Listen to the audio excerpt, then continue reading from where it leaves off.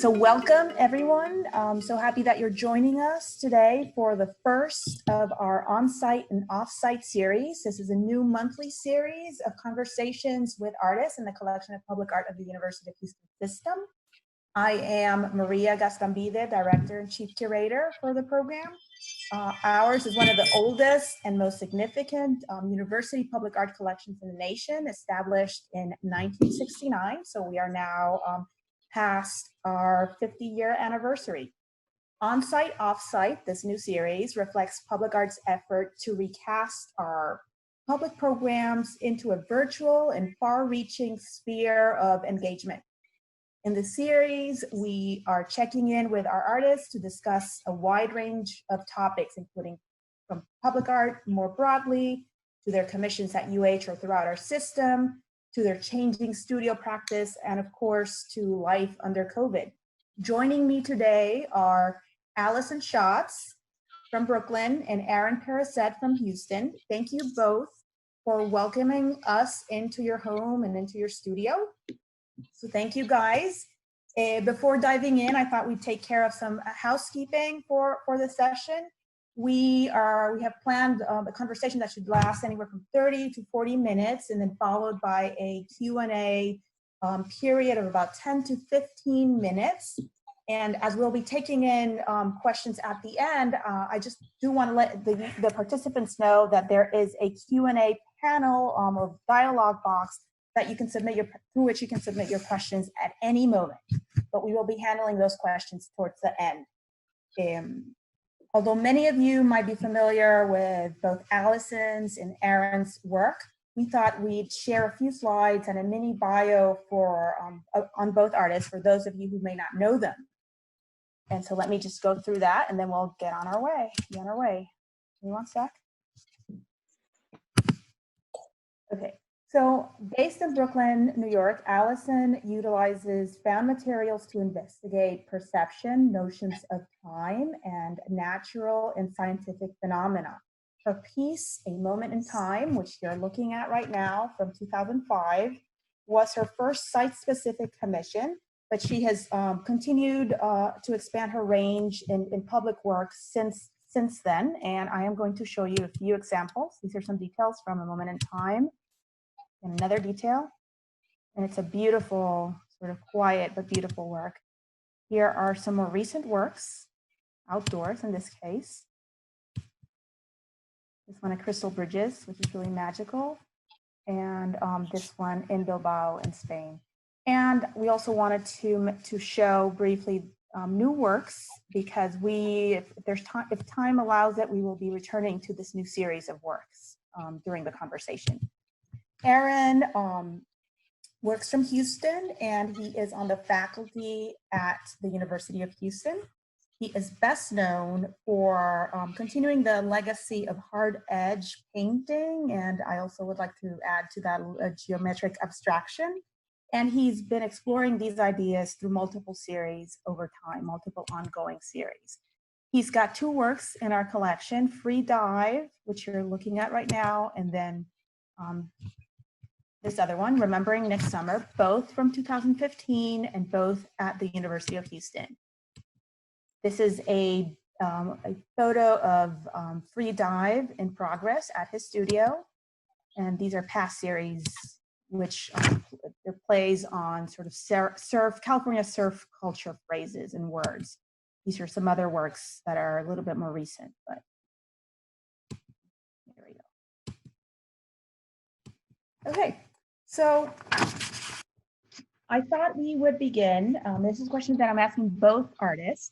After seeing your images, the images of your work at UH again, I wanted to see if you could share maybe some fond memories or stories about that work. I know, Alyson, I think some of our participants would like to know if you've had an opportunity to visit campus since 2005. And Aaron, because you have two works, one of which was painted directly on the wall, and the other one was on canvas. I wanted to see if you could maybe talk to us about the difference of working in both ways, directly on the wall and then on canvas for the specific works in our collection. So I'll leave it up to you, whoever wants to start with that. You go ahead, Alice. Oh, okay. Well, one thing that I'll have to say just at the outset is my dog keeps doing things. So if you see me looking off to the left, it's because he's chewing something that he shouldn't be chewing. Uh, so yeah, when I have really great memories of my project at University of Houston. It was my first public commission and the first time I had to figure out how to make a sculpture that would hold up in a public setting. I also had to fully visualize that whole piece in my head and then make it in parts. My studio was too small to do a trial run of the installation, so I never really saw it in full until it was installed. And that was a big challenge. And it was the first time that I had to hire assistants, the first time to manage them, all that stuff. So it was really great practice and a great experience. And I just wanted to also mention Nancy Hickson, who was there at the time as assistant director of the Blaffer and coordinator of collections. And she was amazing and so supportive of me as a young artist. And it was really, really helpful. And I visited again in 2014 and got to see it. I was doing some kind of site visit at Rice, I think, and stopped in to take a look. And it was great to see it. And it was in really good condition. And that's the last time I was there, 2014. Thank you. I likewise had it was a very nice experience all the way through. That is, first being invited to, do a permanent piece for the university after having taught there as long as I have. And then the process, since you asked about the difference between the two pieces, one that's painted directly on the wall on the first floor, and then the other painting that's on canvas that's on the second floor. The second piece, the one on the second floor, Free Drive, is typical of what I would do in the studio, where it was a large painting. I think it's 7 by 14 feet. And so that was very familiar to me and what I do more often than not. I'm spending most of my time working in the studio. The one difference is that, as you can see, it's hung very high. And so it involved a sort of transportation process and restretching, which was its own challenge. But the first painting on the wall, I think of the wall paintings kind of like, military operations, in that you have to get everything together to get on site and then execute the work. And I enjoy that because it is, whereas my studio is attached to the house, and so very often my life is distracting me from the studio, or it provides some distraction. Working on site at the university was very intense and a focused period of time. I had 3 or 4 assistants helping me through the process. And I did it over a winter break before the university center was actually open. And so it was both a quiet time and a really exciting time in terms of, executing such a large wall painting. So. Thank you. And working with the assistants as well was enjoyable, and I'll leave it there. So. I have to say, there must be an immediate reward walking into those spaces now, and I'm sure that you walk through those hallways often and kind of seeing your work and seeing how people interact with it, which is something that, of course, that you miss, Alyson, from being in New York, but I would assume that it's very rewarding for you. When I get to experience that, it is, yeah. Yes.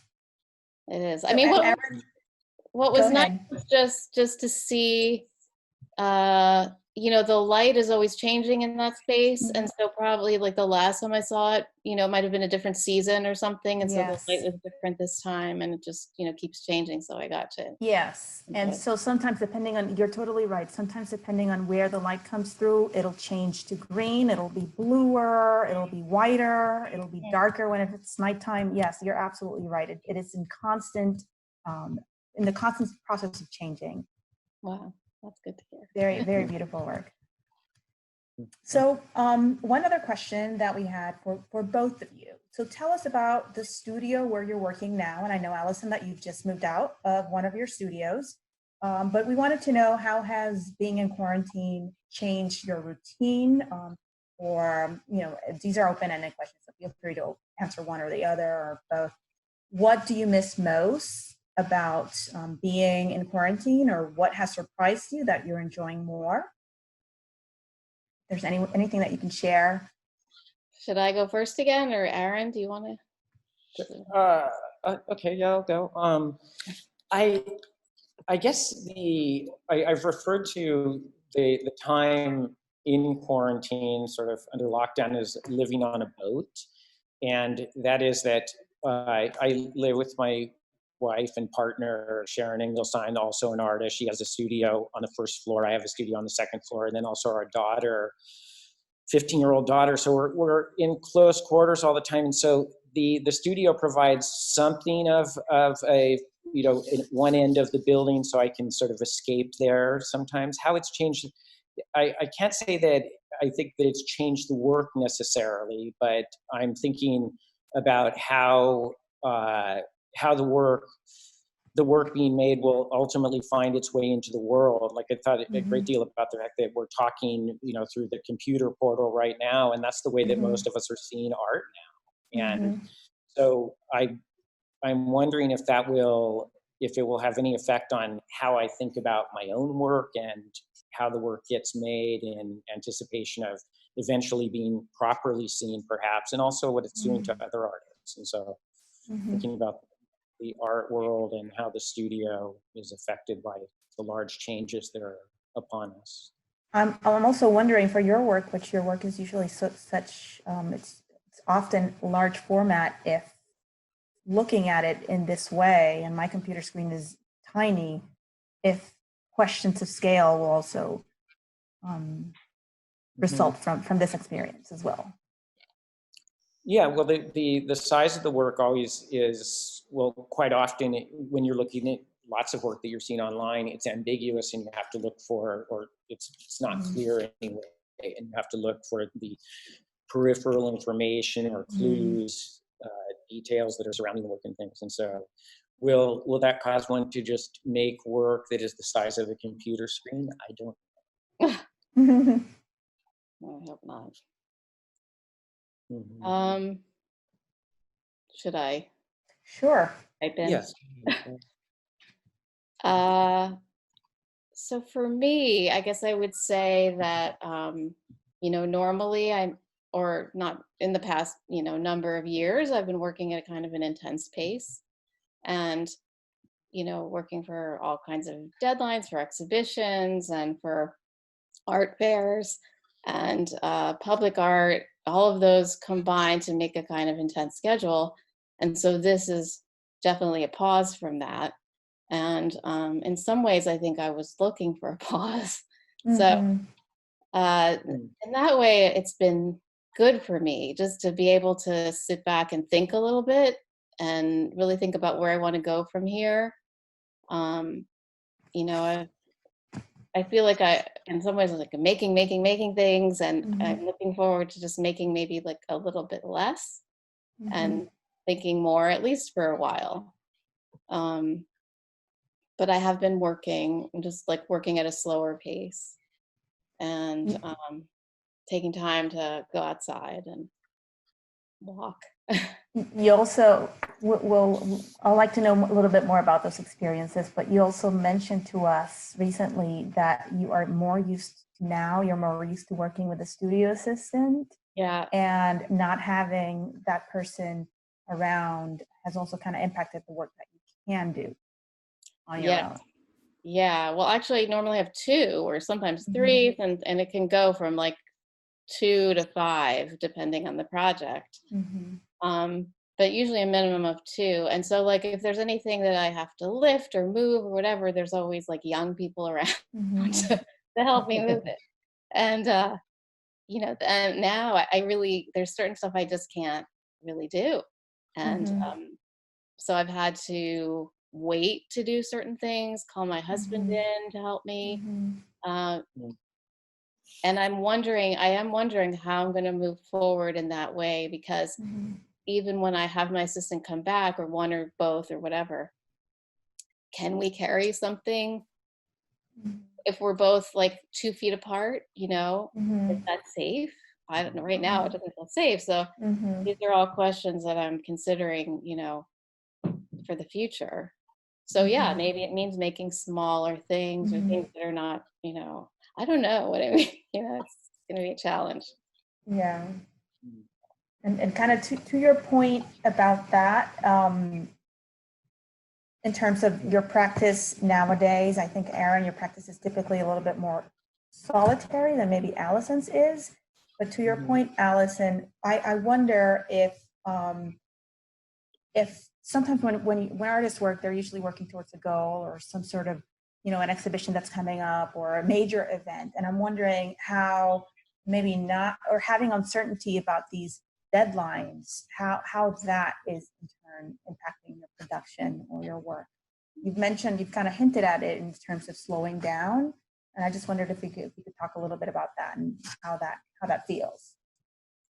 Um, at first it was really upsetting and unnerving just to have things. I think what was most difficult in those first few weeks or first month was just not knowing what we were going to be doing. Mm-hmm. It was really unclear. Was this going to last a week, 2 weeks, a month? I remember each, Mm-hmm. successive day, it was like, okay, it's just a couple weeks. Oh, it's like a month. Then it's going to be 2 months. And then, now we're kind of understanding this could be a year or two, you know. Mm-hmm. Um, so at first it was very hard to just plan, and I'm a big planner. I love planning. Mm-hmm.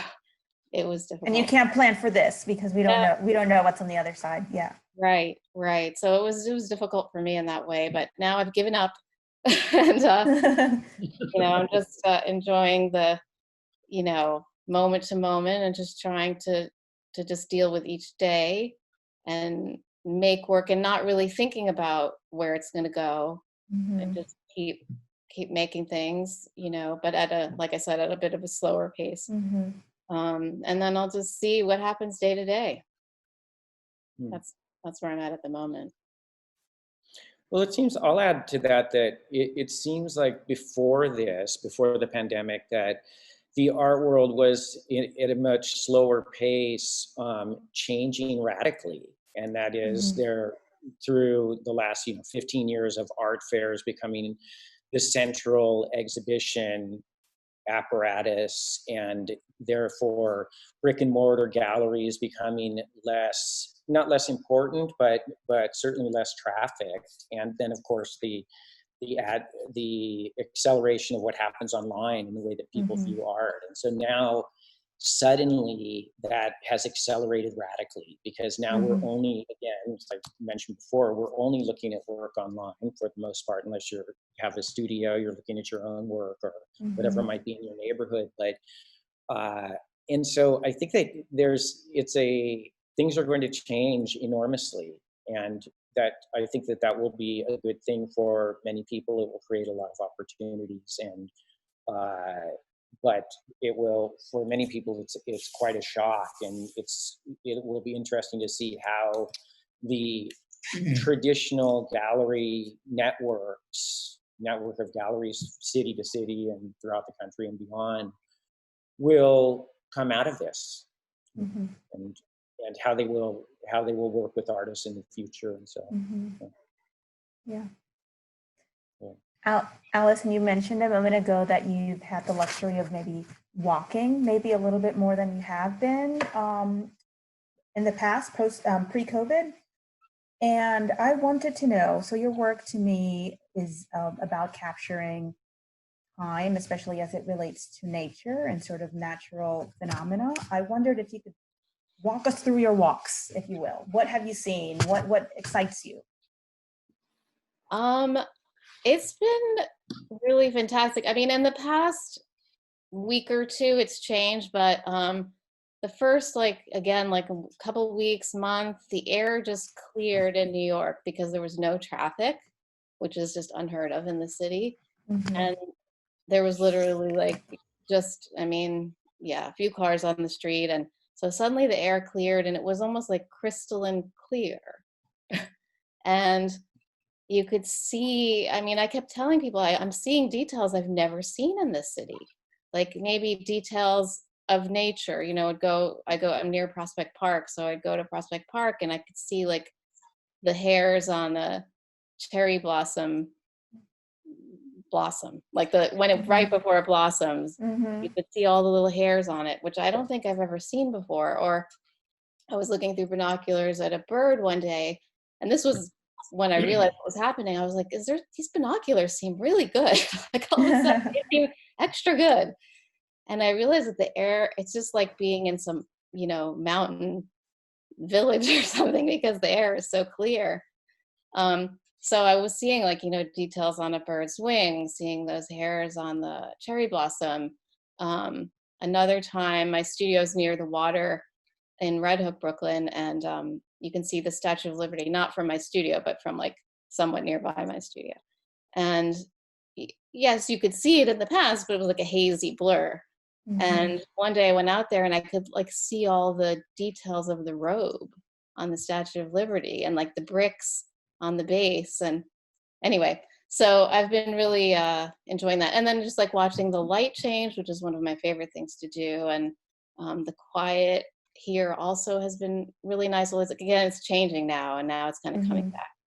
But busier and busier. Mm-hmm. yeah, but I mean, I hate to say that there's something I have enjoyed in all this, because it's been so terrible of it. But the quiet has been nice. Do you think that that's partially what you were just talking about is also related to a changing sense of time, in that just as I think we've all experienced losing track of what day it is, and and maybe I know my own daily schedule has changed quite a bit. I'm getting up much later and staying up later, and I think appreciating the change in the light throughout the day, and also seeing nature around my house in Houston. And I think that the appreciation and the actually noticing that is a result of life slowing down and having that time, right? Having the time to sit out on your porch. Yeah. Mm-hmm. I think that's true, but I also think there's definitely an actual huge difference, or there was here. Yes. Where Sure, yeah. you could hear all the birds singing all day, and a lot of people were talking about it, and I know I'm very tuned to birds singing because I love it. And so I used to only hear them in the morning and sometimes in the evening, and then for a while, and again, sadly not anymore, you could hear them all day and they're really loud. But that's because the traffic noise really drowns everything out normally. But you're right about the time. The time has been very weird, like sense of time in this. On the subject of time, Aaron, I wondered if you could share with us sort of what you're, from the perspective of being a teacher and a practicing artist, how have you been able to transition into this sort of new mode of teaching studio classes remotely, and share with us how that's gone? In fits and starts, certainly, and just getting started, and we'll see what happens for the fall semester. The University of Houston is planning on opening the campus in some capacity and inviting both students and faculty back. And so we had a taste of what that will be like in the second half of the spring semester, when, as the country shut down, so too did colleges, universities, and other schools. And so I taught online, finished the second half of the semester with upper division painting students and graduate students, and I was doing essentially what we're doing here, except that we were looking at images of work that they've been making. And it was different, to say the least, and often is referencing what you said about the scale of things. Very often a lot of time is spent explaining the nature of the materials or the sizes of things, and that would instantly be accessible if you were standing in front of the work. And I think that it's going to, if we're in this mode through the fall semester and the next year, it's going to be another large shift to make it hopefully as effective as in-person teaching face-to-face has been, but it will certainly be different. And I'm been looking at a lot of strategies of other people who've been through this on both through the spring semester and prior, when people have been teaching courses online.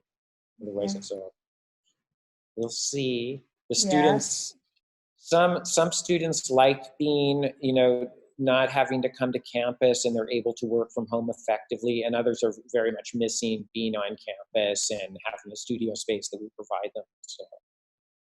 What about you personally? How can you tell us about how you've been working in the studio? That's my phone, sorry. Yeah, I was thinking of like how to sum that up.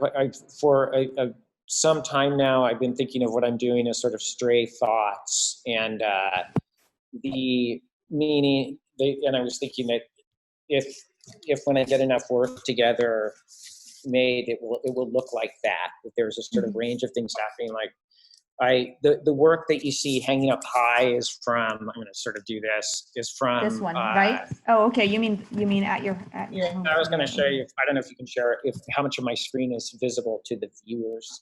But the work hanging up high in the studio is their shape paintings that I made in the past. But there's a few things down lower, like the painting over my shoulder right now is this sort of stray thought. It's an homage to one of my favorite California painters from the middle of the 20th century, John McLaughlin.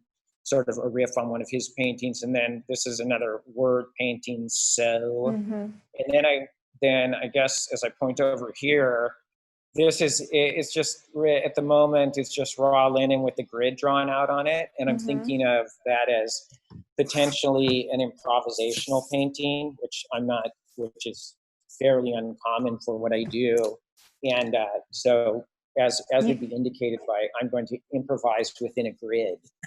Yes, so. And you mentioned to us that when you work, there's a moment at which the work is half complete and you happen to like it, and then you keep going. And so I'm going back to this image of free dive, and I'm wondering if maybe that's going to be a new something new for you. Yeah, well, that's why I sent you this image after we had that discussion, because I mentioned that quite often I become aware over the last many years that very often I'm more interested and more excited about the work when it's only partially complete. And when I say complete, I'm sort of like marching to the end of something. And you see, if you recall what the finished free dive image is like, this is has a much greater, I think, sense of space, and I guess that it's lighter. It lacks the density of the finished painting. And so for some reason that's attracted me. I'll show you one other painting that I have in the studio. I think I can point here, that this painting called Summer Breeze, is it showing there? Yes, okay, it's beautiful. Yeah, so that has some unpainted passages in it, passages that are just raw canvas. And it's also, as sort of part of my process, this is a portion of the drawing from both free dive and yes, the mural. I noticed a resemblance. Yeah, and so I'll do that sort of like in what I think is a perfect parlance for the moment, kind of like taking the yeast from sourdough bread forward to the next batch. And so some of that, but I'm glad that you reminded me of that. Yes. The unfinished moment. Yeah. And Alyson, so I thought I love this new work. It is made with recycled inner tubes and copper nails and copper elements. It's so, for me, it's so visually, it's so different from the more airy and open pieces that we're more familiar with.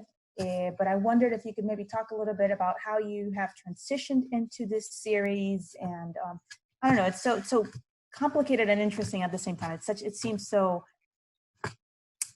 close, constrained, compact, finished, where the other pieces that I've seen more often are open and airy, yet there's this great connectivity between them. I just wondered if you could talk to us a little bit about these.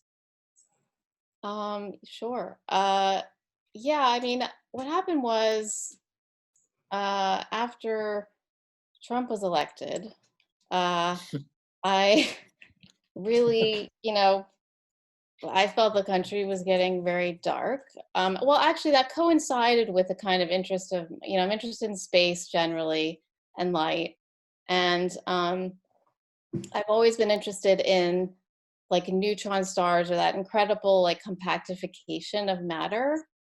So on the one hand, I've been very interested in the openness of space, or what is Mhm. space, and how do we consider it. This is a very long conversation, so I'm trying to make it shorter. But then the opposite of that, in a way, is like the density of matter, or how dense it can possibly be. So I started to explore that a few years ago, through various sculptures, and then this political moment happened, and I really didn't feel like I could make ethereal light work. I just wasn't feeling Mhm. it. And I felt this darkness of the moment, Mhm. of this country at this time. And so I was really struggling. How am I going to make, what am I going to make? And eventually I was looking at the street a lot, looking at just what was on the street, and I saw some tires. And I've always wanted to work with tires. Brought some back to my studio, and then I start collecting those tires, like going to different bike stores and asking them to save their tires for me, or their inner Mhm. tube. And and eventually, I started kind of like folding them. I've worked a lot with folding, so there's folding in these, folding in a different way, and the folding creates Mhm. like a density of what I consider negative space. Um, and then once I started adding the copper, and what you're seeing there is mainly copper washers with copper nails in the background. Um, that became almost like well, they're both in a sense negative or positive space, depending on how you want Mhm. to see it. But certainly they bring light to the work. So there's like a light Yes. and darkness, Mhm. an interplay between the two. And the left one is called Light and Darkness, or Darkness and Light. I don't remember the Mhm. title. So there's kind of a push pull between the two forces. Um, and yeah, I think they're also really related to the piece at University of Houston, because there's time that's a big part of them, and I've been thinking about time a lot. And one of the ways, there's certainly time in terms of the light playing on the surface, which is similar to University of Yes. Houston. And then also the tires themselves have this funny kind of time embedded in them, Yeah. where the users of the various inner tubes, like there's so many people who've used so many inner tubes in these and rode so many miles. So there's like almost like a compacted distance in each Mhm. one of these paintings, and then the time that's involved in traveling that space. So yeah, so in the end, they're very related to my other work, and it was a surprise to see. Oh yeah, in the end, I come back to. Yes, I think they're fantastic. They're really beautiful, beautiful works. Um, so thank you for that explanation. In fact, I'm looking at some of the questions, and one of our attendees wanted to know a little bit more about these works. I'm glad we got to it before the Q&A session. I guess just sort of to close and then open it up for questions, I think I would like to maybe ask you how we've been shifting to working from home, and how, Aaron, you've mentioned it, how the art system is sort of at this weird state where we don't know exactly what it will evolve into. I wanted to ask you both, what do you think the role will be when we open for public art, and especially in terms of how we are able to appreciate work that exists in the public sphere if we're not literally or physically in that space? What are your thoughts? What are your ideas? Aaron. Well, I'll state the obvious, that the public art that is outdoors is, some of the only work that is currently really accessible as Mhm. we're getting around outdoors. And I think that that's going back to the mention of how the difficulties that galleries will have is that they're not that much different than restaurants. That they want a public to come into an enclosed space, and ideally in large numbers at openings and things. And so I think public art will, in its existence as it exists right now, pieces that are finished on the university campus and elsewhere, they offer, an art experience that we can have now. Is that's kind of a small answer, but Mhm. uh, but it's the accessibility, I think, gives it a major advantage over other art trying to restart and find its way again. So out into the world, exactly.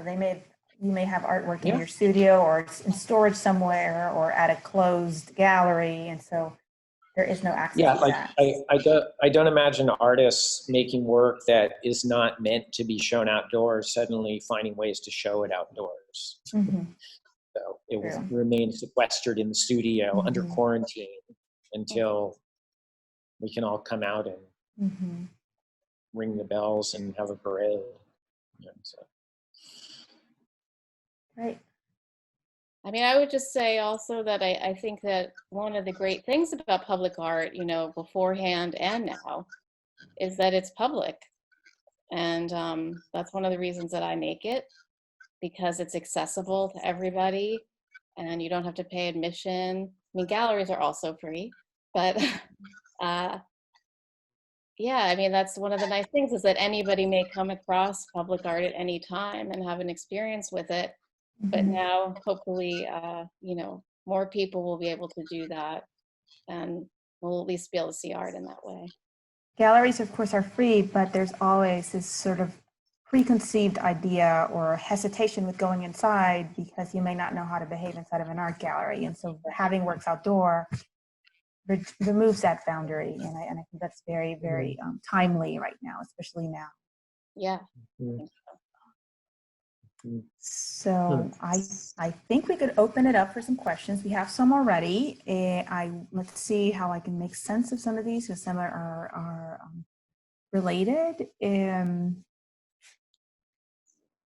Let's start with this one for both of you.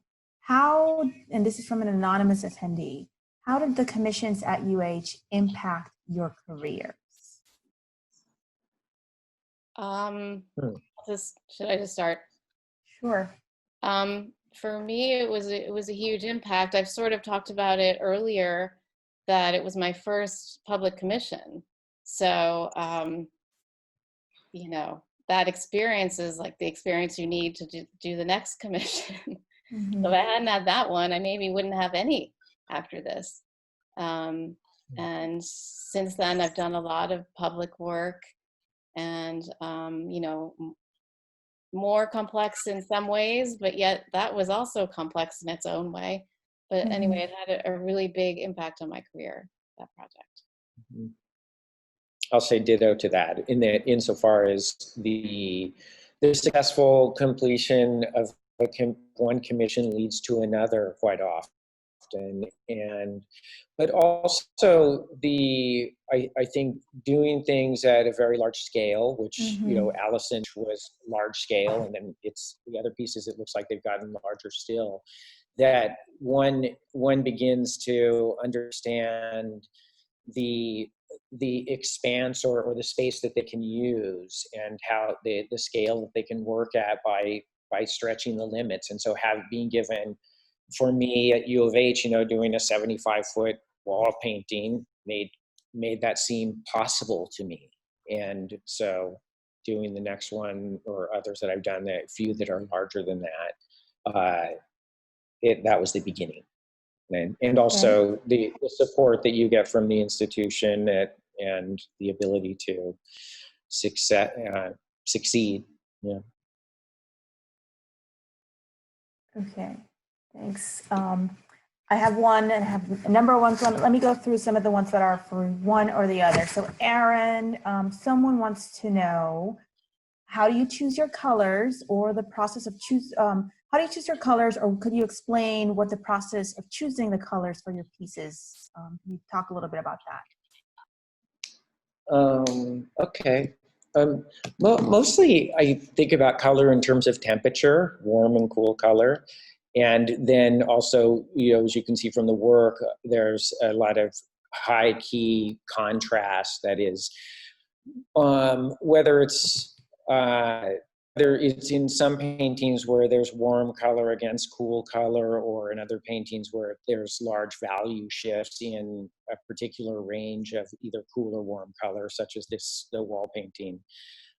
This one, you know, I'll comment on the U of H pieces in that I decided to do one warm mural and one cool mural. And so the free dive is the cool version. And it's interesting that originally this was going to be downstairs, and the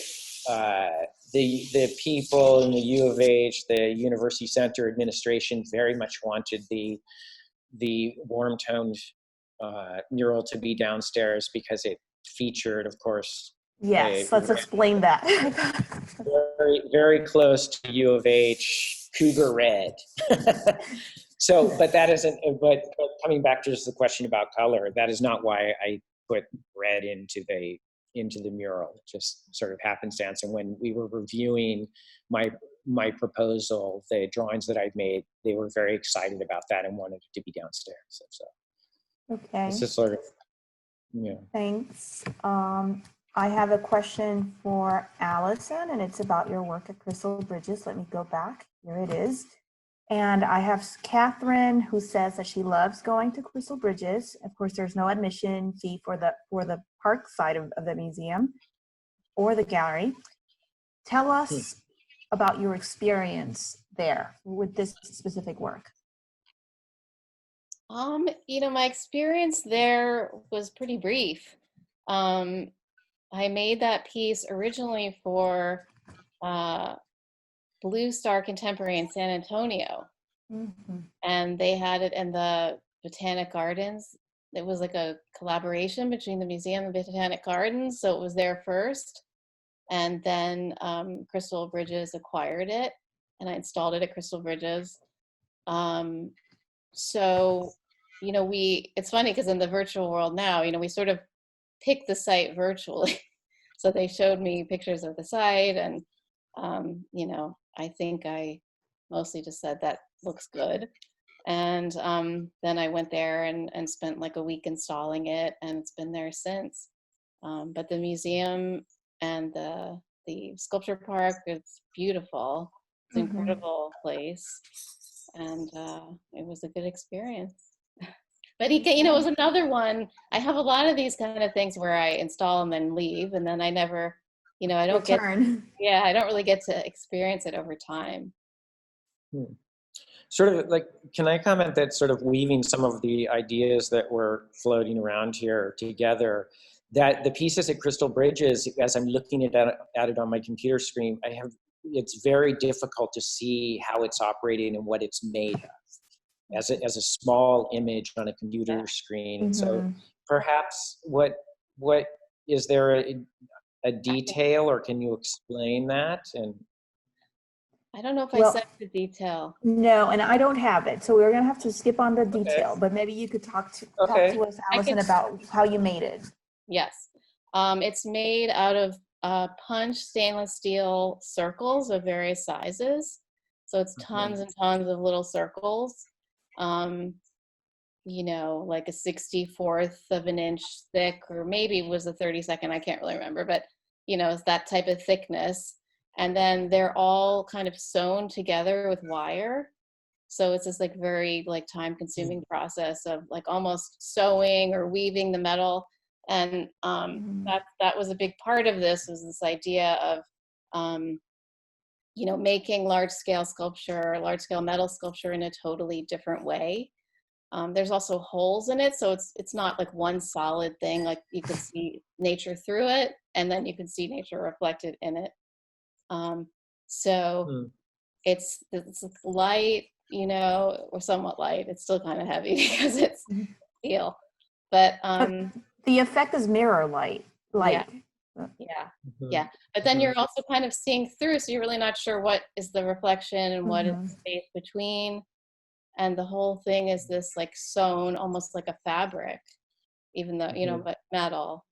So that gives you an idea. And it's all entirely stainless steel, the wire and the discs and whatnot, and so it will stay reflective. And well, it really looks as though it's a camouflage piece, but that's because it's reflecting what's in front of us as well, right? Right, right. So there's just trees on the other side, but you're also seeing through it. So you're seeing the trees through and the trees on the other side. Mhm. But then in fall, it'll look obviously totally different, like brown and, Hmm. and then I don't Hmm. think it snows there, but it would be Hmm. white in the winter. Nice effect. So we have a number of questions, but I see one that I think is very, very important because we are having this conversation within the framework of a university. So one of our attendees is asking, he or she has apparently just recently graduated from an art program, and he or she is asking how, or if you could provide some advice regarding getting into the art world in this situation. What gleams of hope can you provide? What advice can you provide to this student? Mm. Mm. It's a difficult moment that I don't know if the person asking the question is finishing an undergraduate or graduate program, but of course we had with the movement of the spring semester to an online format, we didn't have a master's thesis exhibition this year. And so the 15 graduate students finishing at the University of Houston didn't show the work that they'd been preparing to show.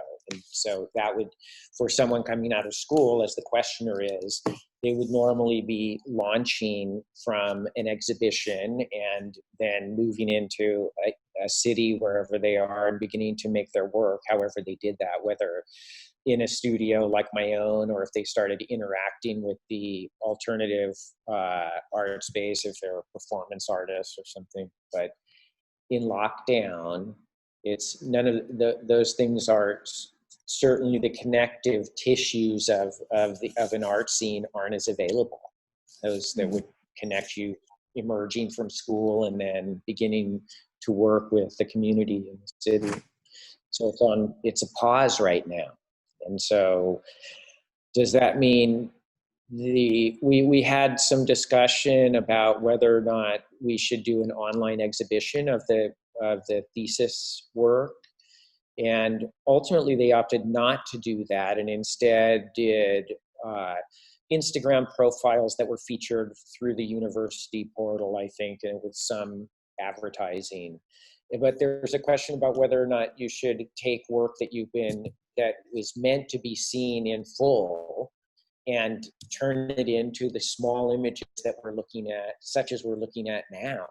And that's it's a way for people to see your work, or at least get see an image of it, but they're not truly experiencing the work probably the way you meant it to be experienced.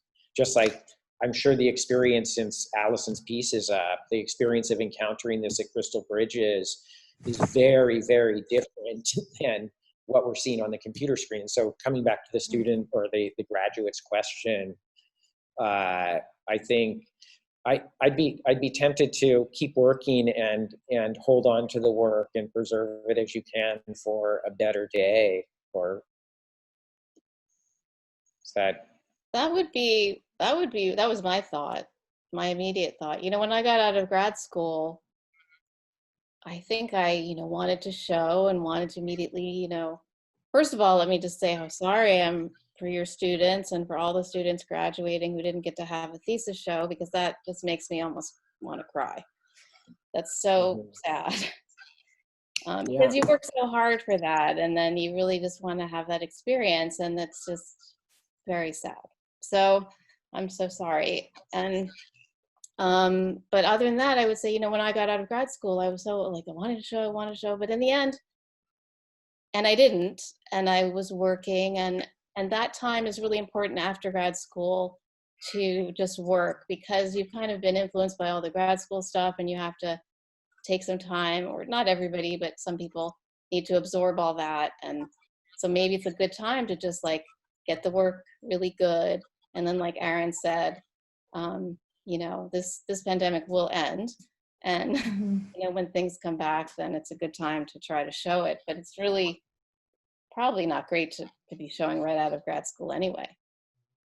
So maybe this is an opportunity, like you've said before, Alyson, maybe it's an opportunity for people to kind of slow down and think through what they've developed over these last 4 or 2 years and how to transition that into a viable trajectory. Yeah, I think so. Mm-hmm. Mm-hmm.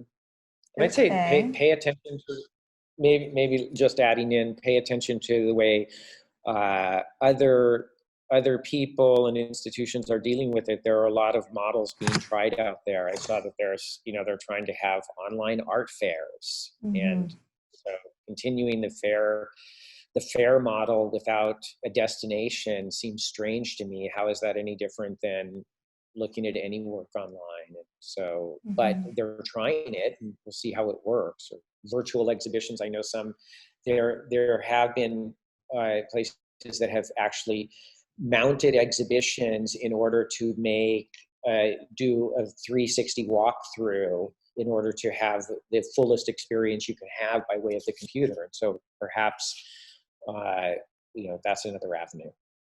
Okay. Let me see. There's several questions that have to do about how you're keeping yourselves busy in the studio during this time. So wondering if y'all could talk a little bit about what you've been reading or listening to these days. I prepared my list this time. You go, Alyson. Okay. So one thing I did was subscribe to Criterion. And so I've been catching up on all these like important films. And there's a huge list, which I won't list off. But last night we started watching Andrei Rublev by Tarkovsky. And it's amazing. I would highly suggest it. And reading wise, I hate to even say this, but I was curious about The Plague. And so I did read The Plague by Camus. I'd never read it before. And it's kind of fascinating because it's just almost exactly parallel to what we're going through. Like everything he describes, people feeling is exactly what we've been going through. So that was really interesting. And then I'm also reading Democracy by Joan Didion. And right before that, I read Song of Solomon by Toni Morrison. Interesting group of works. How about you, Aaron? Do you want to share with us what's been keeping you busy at the studio in terms of physical activity or even your reading, which is also very, very kind of in line to what Alyson mentioned? Yeah, I'll give you. I know what you're trying to draw out from our conversation before. One is that my studio, in part, it's been turned into a volleyball practice facility. And that is my 15-year-old daughter who can't play volleyball. We've moved things aside and played some volleyball here. And I'll add something else too, that I just discovered this video that she shot. She'd been spending some nights up here too, like getting sort of learning about loft living. And I found a video that she shot to show to her friends about how she was going to renovate my studio to turn it into her apartment. And so anyway, but in terms of reading, I mentioned that I rereading a few things that I read in the past. One, I finished reading this book, Deep Survival. It's about how to survive in difficult situations, be it shipwreck or plane crash or whatnot. And the subtitle of the book is Who Lives, Who Dies, and Why. And so somehow, I don't know how I found my way, why exactly I started reading about that now. And then I just finished rereading another book. Its title is West of Jesus. And it's about science and belief and surfing and a search for transcendent experience and how that happens in our brain chemistry and within the culture. So. Nice. So diversionary volleyball and kind of circling back on some things that I've read before. Okay, let's see. Let's scroll down.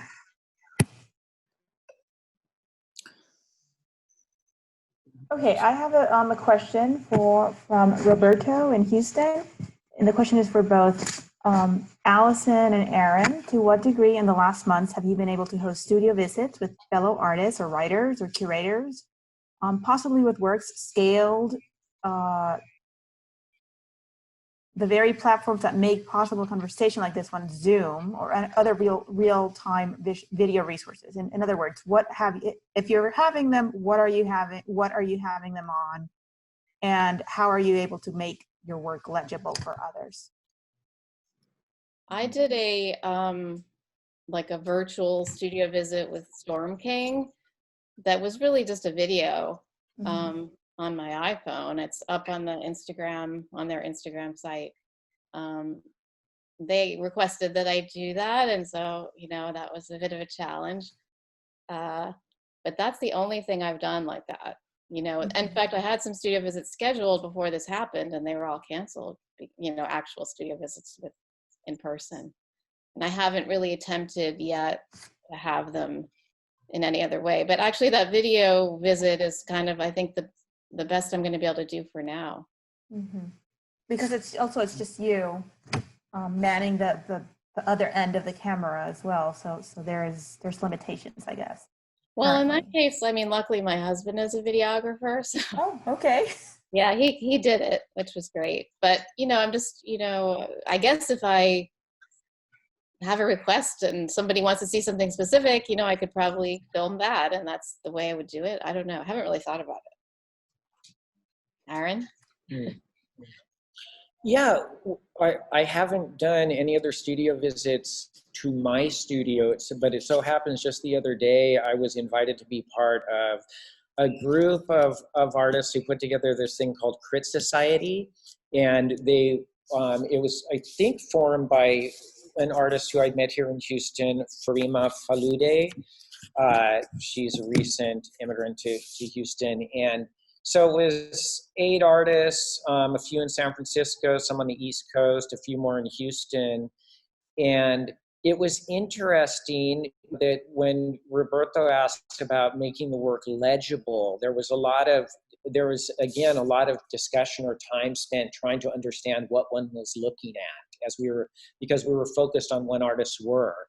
And so there's that challenge, but I think the value of it was that wouldn't have happened otherwise, was the connecting of artists from across the country. And that's, of course, been available to us for a long time. We've had this apparatus, but it's been really underused in a way that is now really blossoming, I think. And so as we're doing now, as I did with the Crit Society, it was a feeling of connection in the midst of isolation. So that was a good thing. And just straight up on the legibility, in order to make the work legible, I thought a lot about how production values come into play. How are you going to, as Alyson mentioned, if you had someone who's good at producing the images or the video, it can help a great deal, certainly. Yeah. That's really amazing. I saw something. Like just connecting people from around the world as well. Having a studio visit with somebody from, another country. That sounds really great. Yeah, there's an opportunity in this as well, because maybe we wouldn't have thought of putting you both together, for example, in the normal world. And now it seems like the connection points are endless. And we have to kind of be thankful of the environment in which we are for making us open our minds to these possibilities. And I think I will end with one last question from Gabby. If you were quarantined with any artist, living or not, and hosting a dinner party and could discuss art and life, whom would you invite? Who would that person be?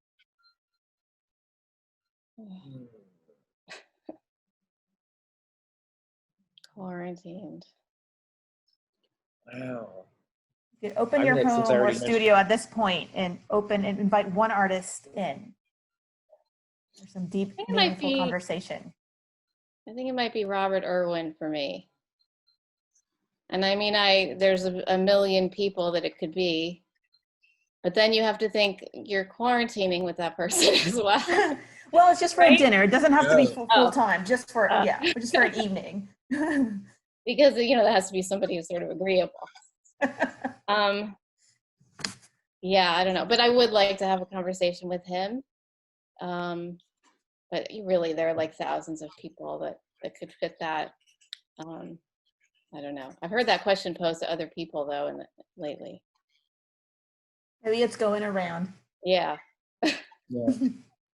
I'll just throw out John McLaughlin, the artist that I mentioned, the painting homage to. Really interesting artist, again, from the mid-century on the West Coast, and very, very interested in the connection between Eastern and Western thought. So, and how it highly affected his work. So, reductive abstraction, again, that painting there. So. Yes. Which you are returning to. It's almost like you're coming full circle to your California roots. Yes, perhaps, yeah.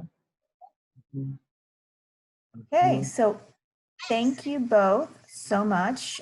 Thank you also to the participants. There's many, many more questions that we unfortunately will not be able to go through at this time, but we're really, really thankful for you opening your doors in your studio and in your home, Alyson. And we are looking forward to hosting these conversations every month this summer. So we're scheduling one for June, July, and then August. So for those of you that are interested, continue to follow us, and we will try to make all of these conversations as interesting and as engaging as this one as possible. We're doing our best. So thank you, everybody, very, very much. We truly appreciated welcoming you to our spaces. Thank you. Thank you. Bye. Bye. Yes. Thanks for attending, everyone. Bye. Thank you. Bye. Bye, Alyson. Nice to see you. Bye. Nice to meet you again. Okay.